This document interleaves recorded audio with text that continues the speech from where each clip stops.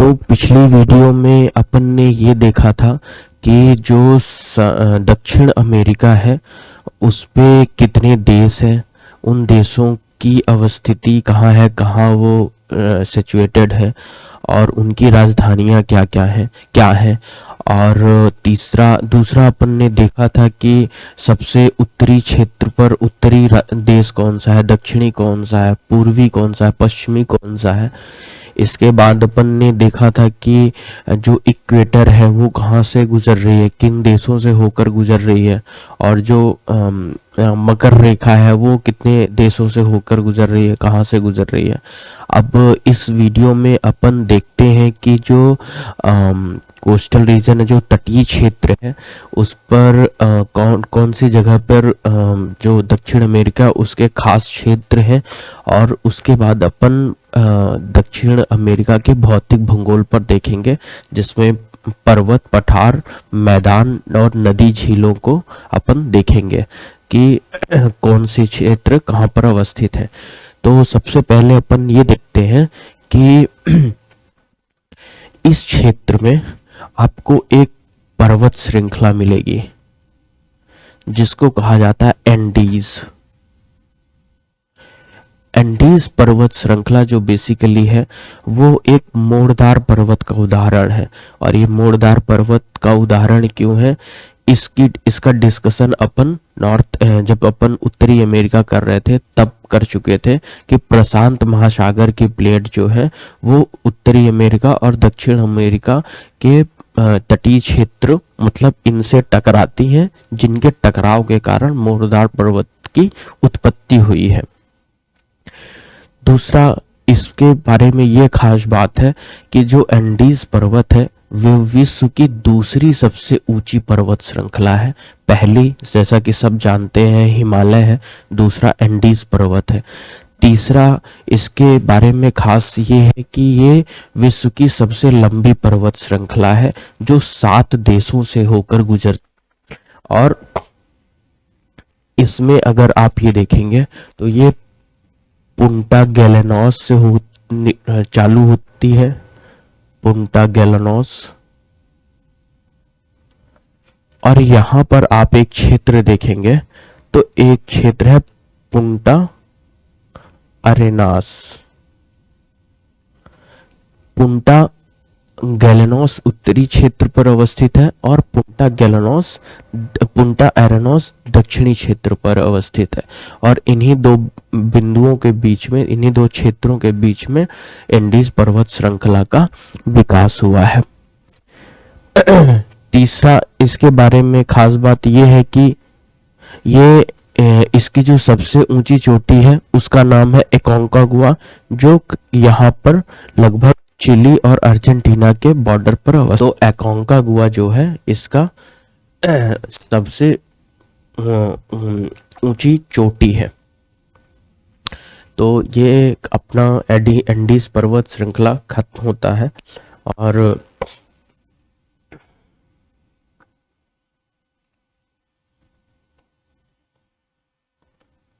और अब देख लेते हैं कि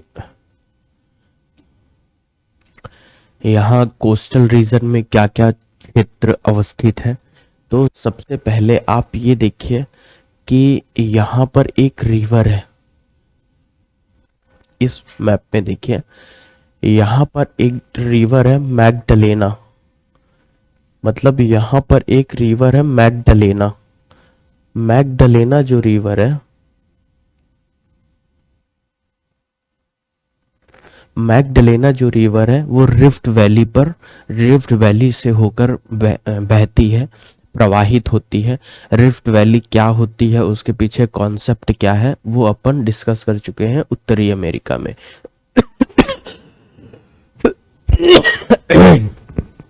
तो ये जो याद रखने वाली बात है कि जो मैगडलेना रिवर है वो बेसिकली रिफ्ट वैली पर बहती है।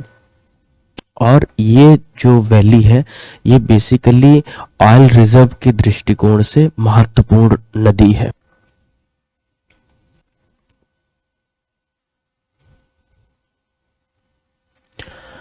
यहाँ पर आप देख सकते हैं कि एक क्विटो है जो इक्वाडोर की राजधानी है, ये बेसिकली विश्व की दूसरी सबसे ऊंचे स्थल पर अवस्थित राजधानी है। और ये जिस पर्वतीय क्षेत्र पर अवस्थित है उसको कहते हैं कोटोपैक्सी। उसके ठीक नीचे आप यहाँ पर देखेंगे कि एक दूसरी पर्वत श्रृंखला अवस्थित है जिसका नाम है चिम्बराजो।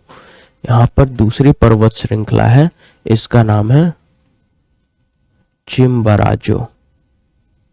चिम्बराजो बेसिकली एक ज्वालामुखी पर्वत है जो एंडीज माउंटेन पर अवस्थित है।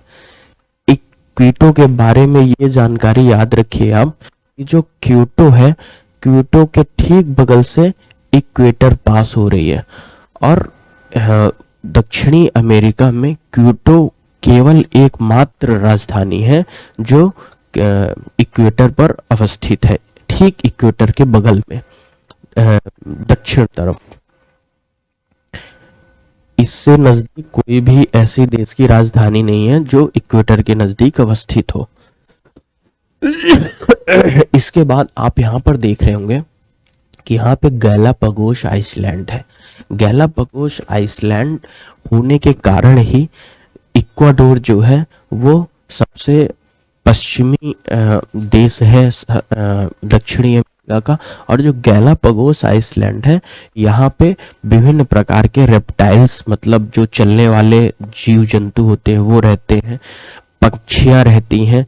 तो ये इनको ऐसा ही बोला जाता है कि it is home of reptiles. तो ये इक्वाडोर का आइसलैंड है। इसके बाद आप ये देखेंगे कि यहाँ पे ग्वायाकुल करके एक गल्फ है, गल्फ ऑफ ग्वायाकुल करके है जो इक्वाडोर के कोस्टल रीजन पर ही अवस्थित है। इसके बाद आप ये देखेंगे कि इस रीजन में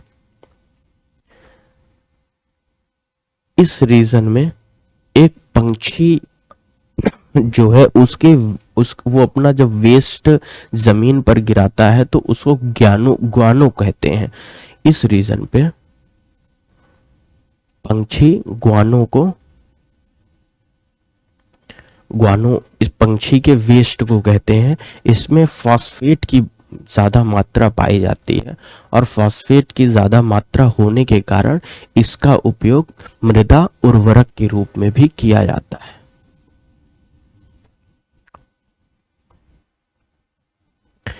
इसके बाद आप ये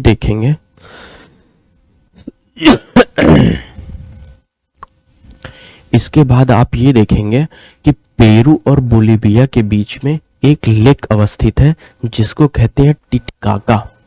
यहाँ पर आप देखेंगे तो यहाँ पर एक लेक अवस्थित है जिसको कहते हैं टिटिकाका। और टिटिकाका के ठीक बगल में लापाज अवस्थित है जो बोलिविया की राजधानी है।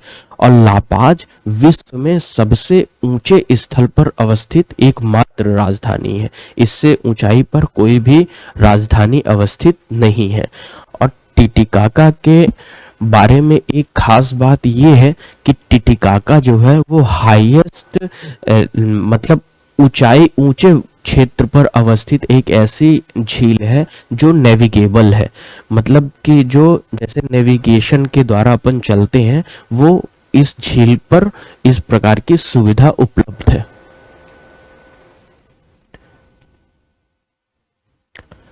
इसके बाद आप देखेंगे कि यहाँ पर एक दूसरी लेक अवस्थित है। ये लेक पूरी तरह से बोलिविया पर ही अवस्थित है। ये लेक यहाँ पर अवस्थित है, इसका नाम है लेक पोपो।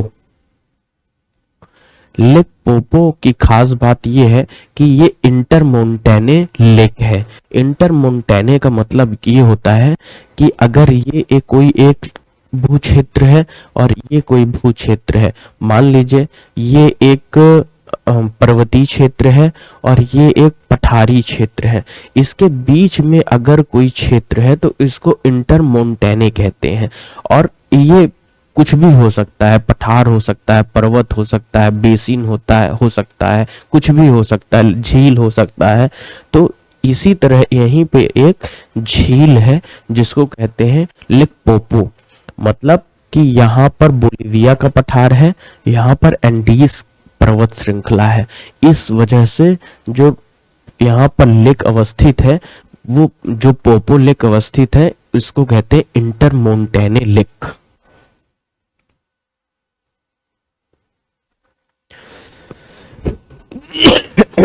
इसके बाद आप ये देखेंगे कि चिली में एक यहाँ पर क्षेत्र अवस्थित है जिसको कहते हैं अरीका। यहाँ पर एक क्षेत्र अवस्थित है जिसको कहते हैं अरीका। अरीका बेसिकली अरीका बेसिकली ये जो क्षेत्र है, ये सब विश्व का सर्वाधिक ड्राइस्ट प्लेस है। मतलब यहाँ सब विश्व में सबसे कम वर्षा होती है।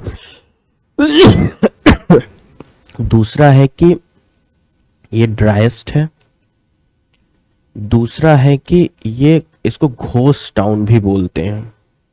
घोस्ट टाउन बोलने के पीछे वजह ये होती है कि यहाँ पर कैलीचे करके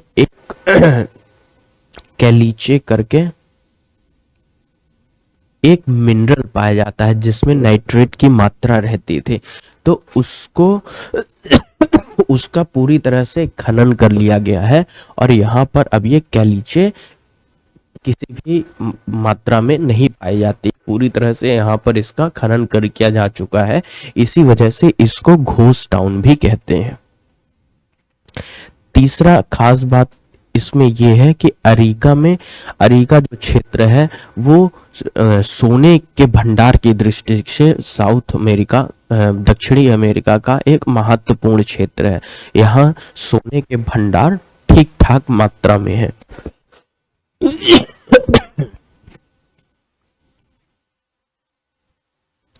इसके बाद आप अरीका के ठीक नीचे आप यहां पर देखेंगे तो आपको इक्विको करके मिलेगा एक क्षेत्र। इक्विको में बेसिकली एक दूसरा क्षेत्र है चिक्यू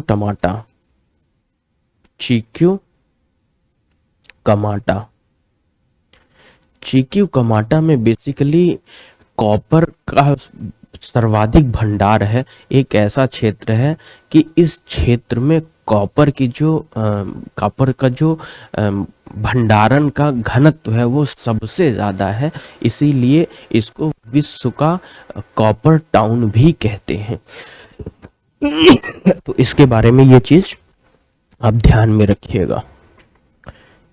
इसके बाद आप यहां पर देखेंगे तो एक आपको ऊंची चोटी मिलेगी एंडीज पर्वत की, जिसको कहते हैं ओजस डेल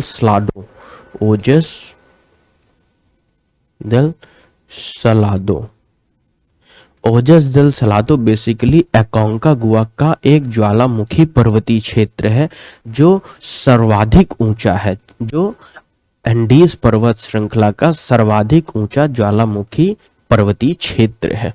तो इसको अच्छे से आप लोग याद रखिएगा। इसके बाद अपन ने ये डिस्कस कर ही दिया कि यहाँ पर एकोंकागुआ है। एकोंकागुआ जो है वो एंडीज पर्वत श्रृंखला की सबसे ऊंची चोटी है। इसके बाद चिली के दो क्षेत्र हैं, दो सिटी हैं।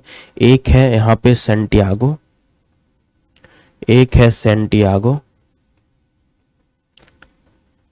और एक है यहाँ पे वालपराइसो। सैंटियागो बेसिकली चिली की राजधानी है और सैंटियागो और वालपराइसो जो है वो भूमध्य रेखीय जलवायु क्षेत्र पे अवस्थित है।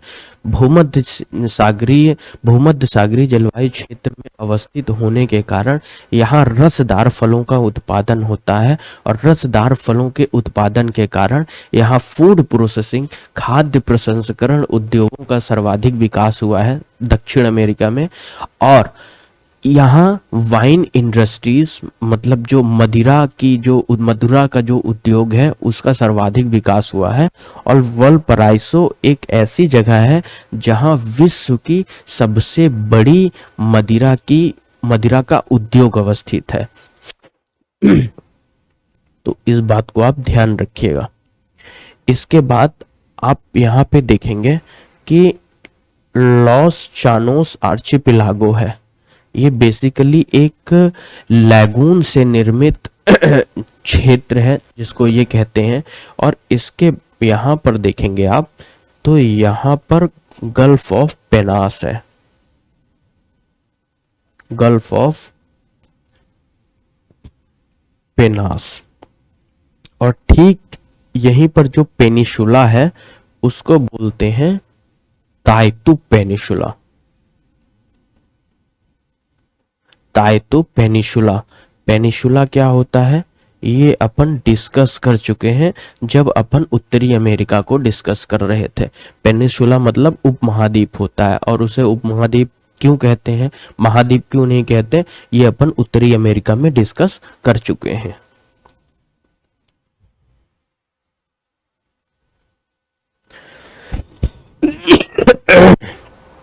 जैसा कि हमने डिस्कस किया था कि जो एंडीज पर्वत श्रृंखला है उसका उत्तर में पुंटा गैलानोस से लेके दक्षिण में पुंटा अरेनास तक विस्तार है।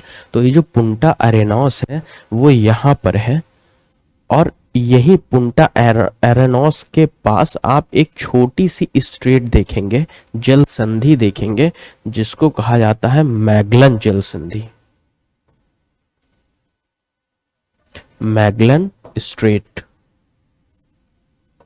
मैगलन स्ट्रेट बेसिकली दक्षिण अमेरिका के मुख्य भूमि को इसके दक्षिण अमेरिका के उसुआ हुआ और केप हॉर्न की जो जगह है उससे अलग करती है। मैगलन स्ट्रेट यहाँ पे है। तो आप ये ध्यान रखिएगा कि मैगलन स्ट्रेट जो है वो इस बिंदु को, केप हॉर्न वाले बिंदु को दक्षिण अमेरिका के मुख्य भाग से अलग करती है।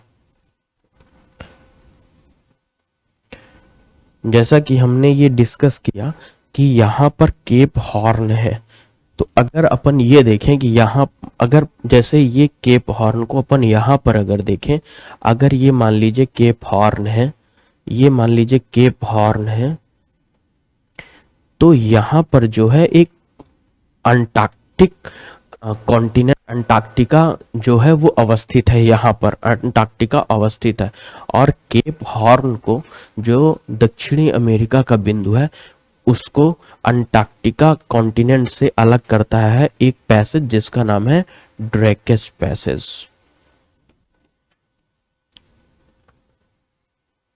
तो याद रखिएगा कि जो ड्रेकेस पैसेज है वो दक्षिणी अमेरिका को अंटार्कटिका महाद्वीप से अलग करता है।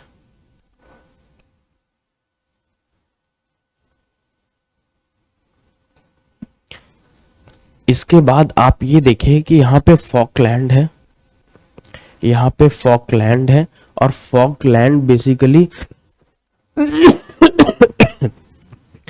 भौगोलिक दृष्टि से तो दक्षिणी अमेरिका का भाग है, लेकिन प्रशासनिक दृष्टि से यहाँ पर यूके का प्रशासन है।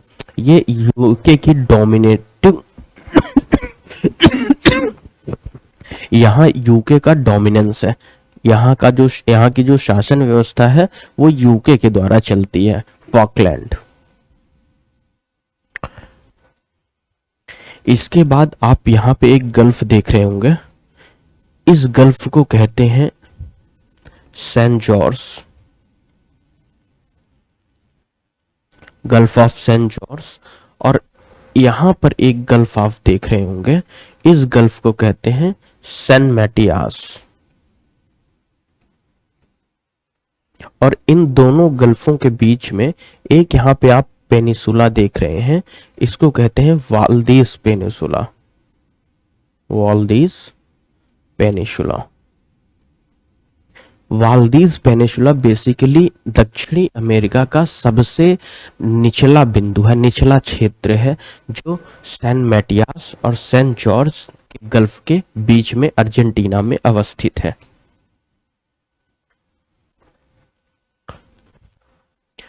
इसके बाद अपन ये देख लेते हैं कि यहाँ पर आप देख रहे होंगे पैटागोनिया का प्लेटाऊ है और पैटागोनिया डिजर्ट है।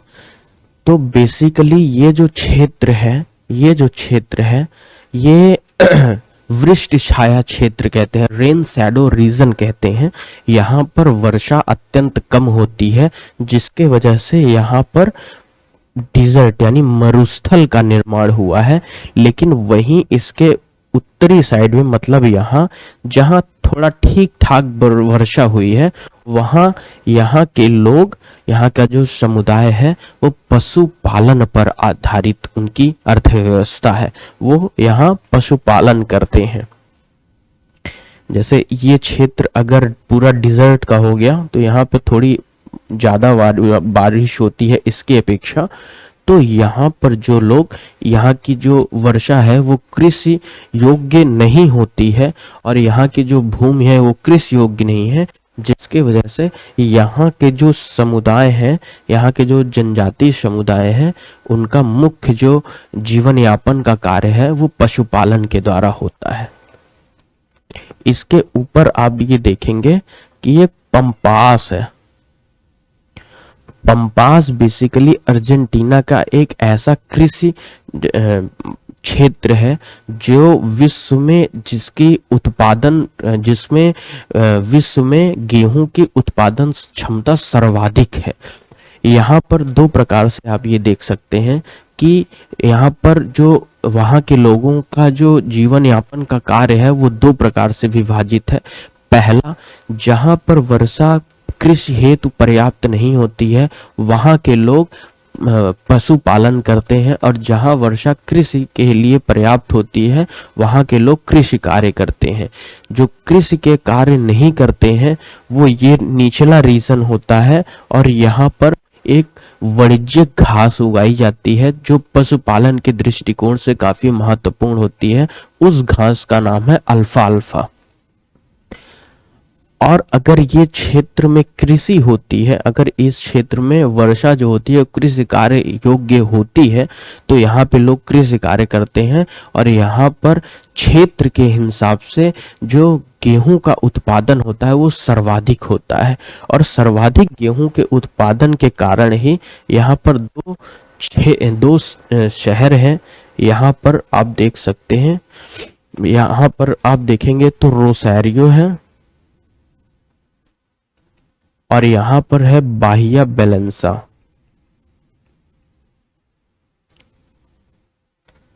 बाहिया बेलेंसा से लेकर रोसारियो तक के क्षेत्र को वीट के उत्पादन के दृष्टिकोण से इसे क्रीसेंट भी बोलते हैं।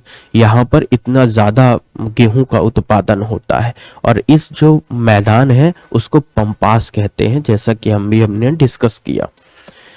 इसके बाद आप यहाँ पे देखेंगे तो यहाँ पर अर्जेंटीना की राजधानी ब्यूनोस आयरस अवस्थित है, और यहाँ उरुग्वे की राजधानी मोंटेवीडियो अवस्थित है।